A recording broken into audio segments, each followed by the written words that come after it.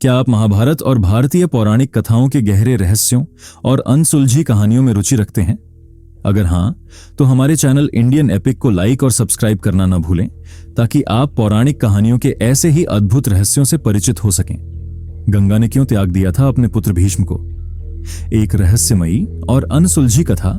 महाभारत की महान गाथा में अनेक पात्र हैं, जिनकी कहानियां हमें जीवन, कर्म और भाग्य के गहरे रहस्यों से परिचित कराती हैं। लेकिन भीष्म पितामह का चरित्र अद्वितीय और गहराई से भरा हुआ है।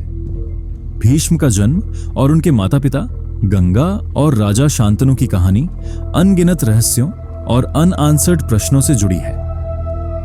सबसे बड़ा प्रश्न यह है कि गंगा ने अपने पुत्र भीष्म का त्याग क्यों किया था? इस लेख में हम इस कहानी के हर पहलू को विस्तार से जानेंगे और इसके पीछे छिपे हुए गूढ़ रहस्यों को उजागर करेंगे। गंगा और राजा शांतनु की कहानी की शुरुआत होती है राजा शांतनु से, जो हस्तिनापुर के शक्तिशाली और धर्मप्रिय राजा थे। एक दिन वह गंगा नदी के किनारे विचरण कर रहे थे। तभी उन्होंने एक अद्वितीय सौंदर्य की स्त्री को देखा। वह गंगा थी, जल की देवी।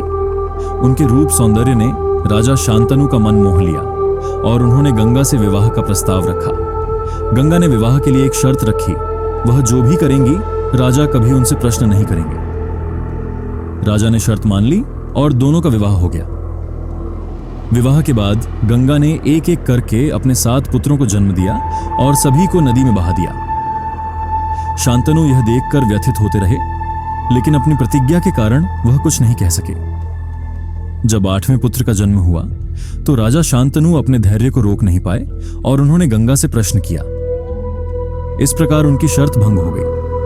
गंगा ने अपने पुत्र को मारने से रोक दिया और राजा को सत्य बताया। यह पुत्र देवव्रत था, जो आगे चलकर भीष्म पितामह के नाम से प्रसिद्ध हुआ।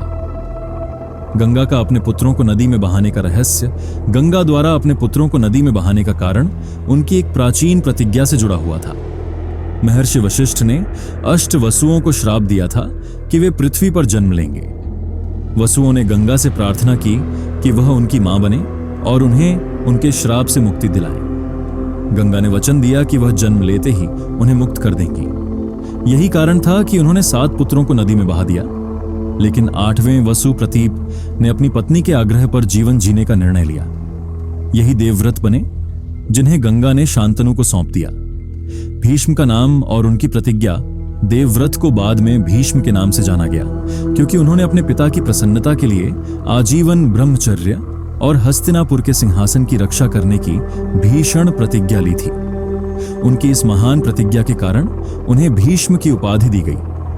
उनकी प्रतिज्ञा और बलिदान भारतीय पौराणिक कथाओं के सबसे महान बलिदानों में से एक माने जाते हैं। गंगा का त्याग और भीष्म का संघर्ष। गंगा द्वारा अपने पुत्र भीष्म को त्यागने का एक और पहलू यह था कि उन्होंने उन्हें सांसारिक मोह माया से दूर एक धर्म योद्धा बनने के लिए तैयार किया। गंगा ने भीष्म को यह समझाने के लिए छोड़ा कि मनुष्य का जीवन केवल उसके कर्मों और धर्म के पालन पर आधारित होना चाहिए। उनके जीवन में जो संघर्ष और पीड़ा थी, वह उन्हें उनके धर्म और प्रतिज्ञा के पथ पर बनाए रखने के लिए थी। गंगा और भीष्म के संबंध का दार्शनिक महत्व।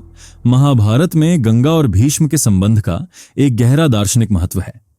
यह संबंध जीवन में कर्तव्य, धर्म और त्याग के महत्व को रेखांकित करता है। गंगा, जो एक मां है, अपने पुत्र को केवल इसलिए त्याग देती हैं क्योंकि वह धर्म का पालन करना चाहती हैं। वहीं भीष्म अपने पूरे जीवन में धर्म और कर्तव्य के लिए संघर्ष करते रहते हैं।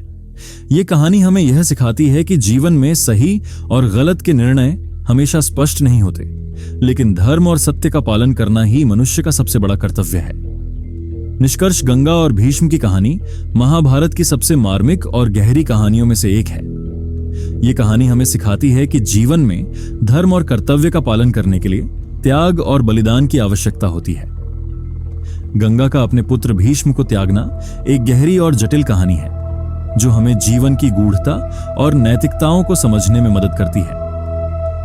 अगर आपको यह वीडियो पसंद आया हो और आप इस तरह की और रहस्यमय और प्रेरक कहानियां देखना चाहते हैं, तो हमारे चैनल इंडियन एपिक को सब्सक्राइब करें और इस वीडियो को लाइक और शेयर करना ना भूलें। हमें कमेंट में बताएं कि आप किस विषय पर अगली कहानी देखना चाहेंगे। आपका साथ ही हमारी प्रेरणा है।